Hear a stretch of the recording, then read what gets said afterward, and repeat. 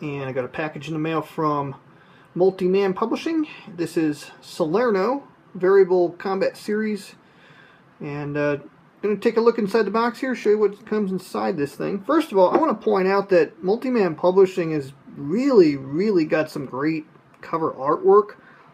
Some of the best covers I've seen lately have been coming from Multiman Publishing, and very impressive. I really like the cover. I've already taken the shrink wrap off, and go ahead and open it up. On the inside we find a packing list showing what to expect. That's always nice to have. We have errata already. Well, that's never fun to find, but looks like there's a mistake on one of the counters. Okay. Now this appears to be the series rulebook, and I gotta say, this is one of the coolest looking rulebook covers I've ever seen. I think the only one that comes close to this would be the D-Day Dice rulebook. Looked pretty cool. This this looks really nice. Alright, let's see. I think it's just black and white, but let's have a look here. I take that back. These are the exclusive rules for Salerno, and they appear to be black and white. The outer part is color. It's nice stock, but definitely a step up from most of the printed materials from Multiman Publishing as far as their series go, like OCS, SCS, and whatnot. Those tend to be pretty bland. This is really quite nice.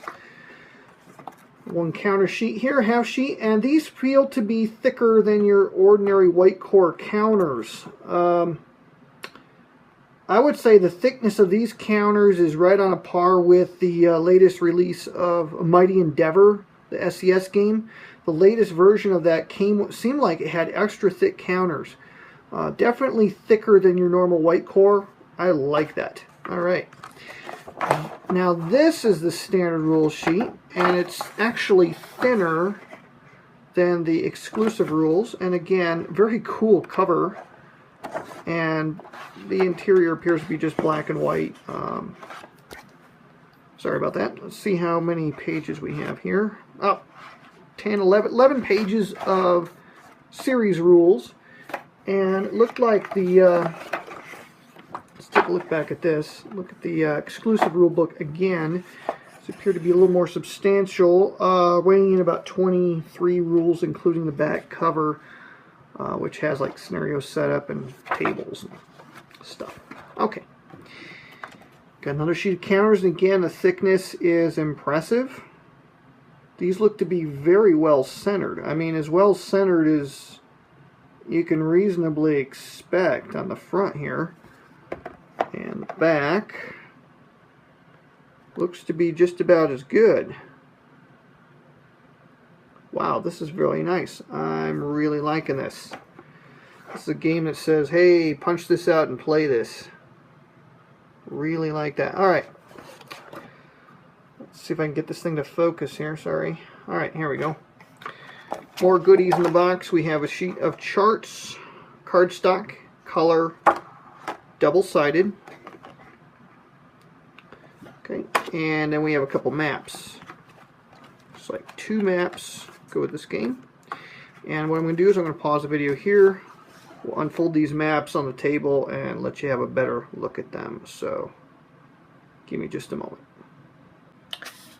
Okay, I've gone ahead and unfolded the maps a little bit here to just give you a look at them. Put my finger down here for scale. The hexes appear to be your standard size. Perhaps a little small. I haven't punched the counters out obviously yet, so it's hard to tell, about crowding. But there's more hexes on this thing than I was expecting. We pan away and I'll give you a look at the map itself. It looks like the peninsula of Italy has been divided into 2 halves. Okay, here's your western half. So if I orient the camera facing north-south, here's your western half, here's your eastern half, and then there is a track here that governs movement between the 2 halves. Saves you a lot of table space, I imagine. As you can see here, I got about 5-foot wide table, and maybe about 4 or 5 inches to spare here on the long edge. So I would say maybe about 30 inches wide on this guy here. So you have the tables that you saw on there's only one sheet of charts that comes with the game, and those charts are replicated, it looks like, on the map itself. I don't know if all of them are on there, but at first glance it looks like all of them are. So there you go. Okay, so there's actually 3 maps here, all kind of jammed into one. So you have a western half, eastern half, and then this is the southern half. This would go, I guess, down into the toe of Italy, and then here down into the heel of the boot, as it were. Now, what's going to make this maybe a little strange in gameplay is that the scale on this map is 3 times different than the scale on these 2 halves. I took a peekaboo in the rule book already because I was curious about this layout, and so there's a different movement cost for movement on this port of the map than there is on the other 2. And again, there's tracks that govern movement between here and the 2 other halves. Something else kind of interesting about this map is there's no overlap. Apparently they just butt up against one another, and yeah, that's very unusual. I mean, if you can pull it off with the printing and cutting, that's great, but I don't know. I've seen I've seen better fits, but that's not bad. So that's what comes in the box here with Salerno Variable Combat Series. Now, you might be wondering about the title, why Variable Combat Series? Well, let me show you the counters again, and I'll give you a rundown of what I know about the series. The only reason I know anything about the series is because I have played Iron Tide Panzers in the Ardennes by the same designer. Okay, and there's some older, I think, SPI games that use a similar system, albeit it's much older and dated than this. How it works is larger combat units have, for their combat strength, a letter enclosed in a box, and the boxes are color-coded. There's red ones, there's blue ones, and the letters will be either A, B, or C. Again, I'm sorry, I'm having trouble getting my camera to actually focus. There we go. So you can see there's A, B's, and C's. They're in different colored boxes. And then you have strength chits here. And the strength chits have A, B's, and C's, and they're either red chits or blue chits.